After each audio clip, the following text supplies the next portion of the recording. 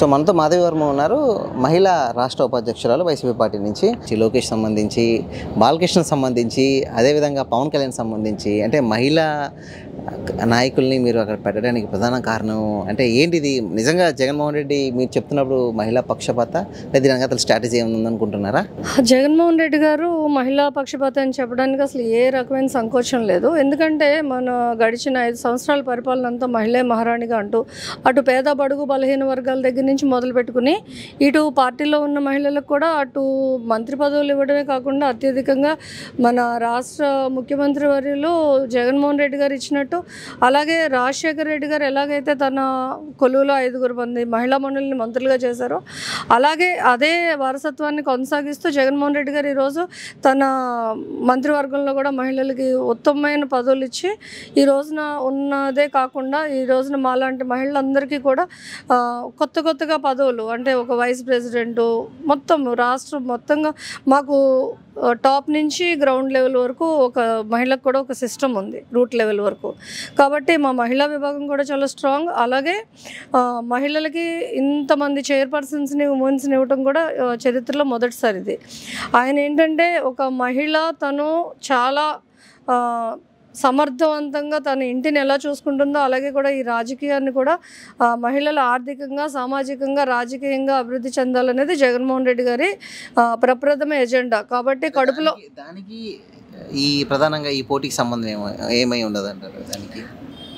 అంటే ఇప్పుడు చెడుపై మనం ఎన్నో పురాణాల్లో చూసుకుంటే మహిషాసుర మర్దనం దగ్గర నుంచి మొదలు పెట్టుకుని ఇటు మా ఈస్ట్ గోదావరిలో గుర్రాలక్కన ఒక అమ్మవారు ఉంటారు. ఒక రాక్షసుడిని తను చంపడం కోసం ఆమె ఒక అవతారం ఎత్తి, అలాగే ఎంతోమంది మహిళలు అవతారం ఎత్తి, దుర్గాదేవి కానీ అటు సతీదేవి కానీ ఏదైనా కూడా ఆఖరికి మన దక్ష యజ్ఞాన్ని ఇది చేస్తున్నప్పుడు కూడా ఆమె కూడా ఒక మహిళే. కాబట్టి చెడుపై విజయాన్ని సాధించాలంటే అది మహిళే ఒక దుర్గాదేవిలాగా, మరొక మహిషాసుర మర్దినిలాగా, కాళికాదేవిలాగా, అలాగే చెడుపై విజయాన్ని సాధించాలంటే ఒక మహిళగానే అవకాశం ఇచ్చి ఆ మహిళ ద్వారానే ఆ చెడుని ఈ రాష్ట్రానికి పట్టిన అలాంటి కొంతమందిని మేము ఎదుర్కోవటం కోసం మహిళలకు ఇవ్వటం జరిగింది. అలానే ఎందుకు అనుకోవాలి? ఖచ్చితంగా ఈ వీళ్ళు గెలిచే స్థానాలు ఓటమి పాలయ్యే స్థానాలు కాబట్టి వైసీపీ మహిళలకు ఇచ్చిందనేది ఇంకొక వాదన కూడా ఉంది కదా, దాన్ని ఎలా చూస్తారు? మరి అలా ఎలా మాట్లాడతాం మనం? ఎందుకంటే పవన్ కళ్యాణ్ నేను 1,00,000 ఓట్లతో మెజారిటీతో నేను గెలుస్తానని చెప్తున్నప్పుడు ఓడిపోయిస్తాను అని అనడానికి అసలు అవకాశం అసలు ఎంత మాత్రం లేదు కదా, అసలు అవకాశమే లేదు కదా. 1,00,000 మెజారిటీతో నేను గెలుస్తానని చెప్పి పవన్ కళ్యాణ్ ఈ రోజున స్టేట్మెంట్ ఇస్తున్నారు. స్టేట్మెంట్ ఇస్తున్నప్పుడు అది ఓడిపోయిస్తాను అని వాళ్ళు ఎలా చెప్తారు, మనం ఎలా చెప్తాం? ఏదైనా పోటీ అనేది ఉంటుంది, చిత్తుగా ఓడించడం అనేది కూడా జరుగుతుంది. అవునా? ఇంత పెద్ద నాయకులు సాధారణ మహిళలు ఎదుర్కోగలరా? ఆ రాజకీయం తట్టుకోగలరంటారా? మరి జగన్మోహన్ రెడ్డి గారు చేసినంత మంచితనం ఉంది ఒక పక్క, రెండో పక్కన ఒక మహిళ సమర్థవంతంగా 100% ఓడించగలరు. నమ్మకం ఉందా? 100%. అందులో భాగంగానే విశాఖ ఎంపీ కూడా ఒక బీసీ మహిళకి ఇచ్చారు అనుకోవచ్చు. 100% అండి. నాట్ ఓన్లీ విశాఖ మహిళ, మీరు ఎక్కడైనా చూడండి, అటు నర్సాపురం కూడా ఒక బీసీ మహిళకి ఇచ్చారు. ప్రతి చోట కూడా మీరు శ్రీకాకుళం చూడండి, అన్ని వైపులా కూడా మహిళకి ఇచ్చి పార్లమెంట్ మరి లాస్ట్ టైం కూడా మన సత్యవతి గారికి ఇచ్చారు, అలాగే అమలాపురంలో ఇచ్చారు, అలాగే వంగా గీత గారికి ఇచ్చారు. మరి వంగా గీత గారు కూడా లాస్ట్ మూమెంట్లో వచ్చినా కూడా మరి మంచి మెజారిటీతో గెలిచి ఆవిడ పార్లమెంట్లో అడుగుపెట్టారు. మన సత్యవతి గారు కూడా ఆఖరి నిమిషంలో వచ్చి, మరి అంత ఆఖరి నిమిషంలో వచ్చిన వాళ్ళే నెగ్గినప్పుడు మరి ఫస్ట్ నుంచి మనతో ఉన్న వాళ్ళు 100% నెగ్గుతారు కదా. ఎలా ఉండబోతుంది ఈసారి? 175 అన్నారు కదా, ప్రాక్టికల్గా అంత పాసిబిలిటీ కాదనేది చర్చ అయినప్పటికీ ఎన్ని స్థానాల్లో గెలుస్తారు? మళ్ళీ జగన్మోహన్ రెడ్డి గారు ముఖ్యమంత్రి అయ్యే అవకాశాలు ఉన్నాయంటారు? 100% జగన్మోహన్ రెడ్డి గారు ముఖ్యమంత్రి అవుతారు. ఎందుకనంటే ఈ ఆంధ్ర రాష్ట్రంలో ఇప్పటి వరకు చరిత్రలో ఏ ఒక్క రాజకీయ పార్టీలు కానీ జగన్మోహన్ రెడ్డి గారు చేసినంతటి సంక్షేమం, అభివృద్ధి. కాకపోతే ఏంటంటే మేము ఎంత సంక్షేమం చేసామో ఎక్కడా కూడా ఒక రూపాయికి అవినీతికి తావు లేకుండా డీబీటీ పద్ధతులు ఇచ్చాం. మాకు జన్మభూమి కమిటీల ద్వారా కానీ ఇంకోటి కానీ లేదు. ఈరోజు వాలంటీర్ వ్యవస్థని ఇంత దారుణంగా చంద్రబాబు నాయుడు మాట్లాడి కూడా మరి ఈ రోజున వాలంటీర్లకి 10,000 ఇస్తామంటే మరి 14 సంవత్సరాలు పరిపాలించి 40 years ఇండస్ట్రీ అన్నాయనికి మరి ఈరోజు వాలంటీర్లు ఎందుకు అవసరం వచ్చారు? ఎలక్షన్ స్టంట్ కాకపోతే 100% ఎలక్షన్ స్టంట్. ఇప్పుడు ఆయన చెప్తాడు, ఆయన చెప్పింది చేయడు. చంద్రబాబు నాయుడు అనే వ్యక్తి హామీలు ఇవ్వటంలో ఫస్ట్ ర్యాంకు, దాన్ని అమలు చేయడంలో లాస్ట్ ర్యాంకు. మేము చూసారు కదా 600 అబద్ధపు హామీలు ఇచ్చి అసలు మేనిఫెస్టో ఇప్పుడు మేము చెప్పి మాకు నోరు కూడా నొప్పి వస్తుంది.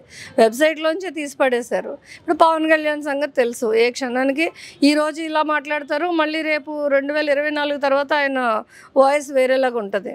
దయచేసి నన్ను అసెంబ్లీకి పంపించండి అని జగన్ గారు ఎవరిని అడగట్లేదు. నేను మంచి చేస్తేనే మీరు ఓటేయండి అని చెప్తున్నారు.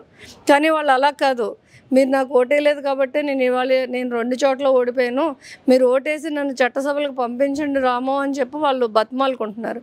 చంద్రబాబు నాయుడు ఏమో ఇదే నాకు ఆఖరి ఎలక్షన్ అవుతుంది అంటున్నారు. ప్రతి ఒక్కళ్ళు అర్జీలు పెట్టుకుంటున్నారు గెలిపించమని. ప్రధానంగా విశాఖ ఎంపీ చాలా ప్రతిష్టాత్మకంగా తీసుకున్నారు 2 పార్టీలు కూడా. ఎందుకంటే రాజధాని కాబోతుంది కాబట్టి జగన్మోహన్ రెడ్డి గారు ఇక్కడే ప్రమాణ స్వీకారం చేస్తాను, ఇక్కడే నివాసం ఉంటానని ఎలక్షన్ ముందే చెప్పున్న నేపథ్యంలో 2 పార్టీలు ప్రధానంగా ఎవరు గెలుస్తారనేది ఒక చర్చ రాజకీయ వర్గాల్లో విపరీతంగా జరుగుతుంది. ఏం చెప్తారు? బొత్స ఝాన్సీ గారికి అడ్వాంటేజ్ ఉందంటారా? ఆవిడ గెలిచే అవకాశాలు ఉన్నాయంటారా? ఆవిడ ముఖ్యంగా పొలిటికల్ భర్త ఒక మంచి PCC ప్రెసిడెంట్ చేశారు. ఆయన వాళ్ళ ఫ్యామిలీ అంతా కూడా రాజకీయంలో సర్వీస్ చేస్తున్నారు. మేడం గారు కూడా ఒక ZP చైర్పర్సన్ చేశారు, ఒక 2 సార్లు పార్లమెంట్ చేశారు.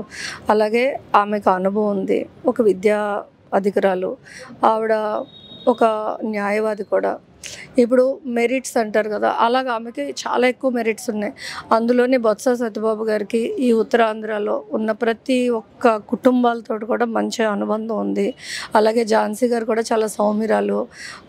ఆవిడ 100% నెగ్గుతారు. ఎందుకనంటే వాళ్ళకి ఈ రోజునున్న పబ్లిక్ రిలేషన్స్ అలాంటివి. అలాగే కమ్యూనిటీ కూడా వాళ్ళని నమ్ముతుంది. అలాగే ఇతర కమ్యూనిటీలు కూడా వాళ్ళంటే ఇష్టపడతారు. ఎందుకంటే వెళ్ళిన వెంటనే మనం పిలిస్తే పలుకుతారు, మనం అడిగితే చేసి పెడతారు. మాకు ఈ కష్టం ఉందంటే దాన్ని తీరుస్తారని నమ్మకం అయితే ఉంది ప్రజల్లోని. అండ్ బొత్స సత్యబాబు గారికి కూడా చాలా మంచి పేరు ఉంది. వాళ్ళ కుటుంబం అందరికీ కూడా మంచి, వాళ్ళ అబ్బాయి ఒక డాక్టరు, అలాగే వాళ్ళ వియ్యంకుడు కూడా ఇక్కడే, ఆవిడ పుట్టి ఇక్కడే పెరిగారు. అండ్ మోరోవర్ ఇంకొకటి ఏంటంటే ఇది రాజధాని అన్న కన్నా కూడా భరత్ కన్నా కూడా ఆమె అనుభవజ్ఞురాలు. ఒక 2 సార్లు పార్లమెంట్ చేశారు. అతని వయసు చిన్నది, ఇంకా మేబీ ఈ రాజధానికి సరిపడేంత పరిపక్వత కూడా అతనికి ఇంకా ఉండకపోవచ్చు. మేబీ ఆయన కూడా విద్యార్థి కూడా అయి ఉండొచ్చు. కానీ ఈవిడ అనుభవశాలని చెప్తున్నాం మనం.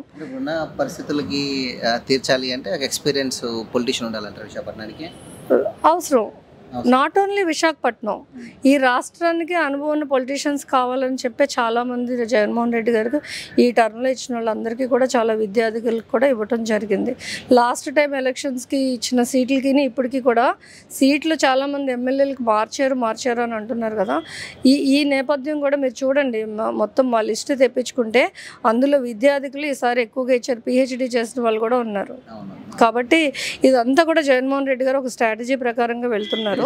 గెలుస్తారా? బొత్స ఝాన్సీ గెలుస్తారంటారా విశాఖ ఎంపీగా? ఖచ్చితంగా గెలుస్తారండి.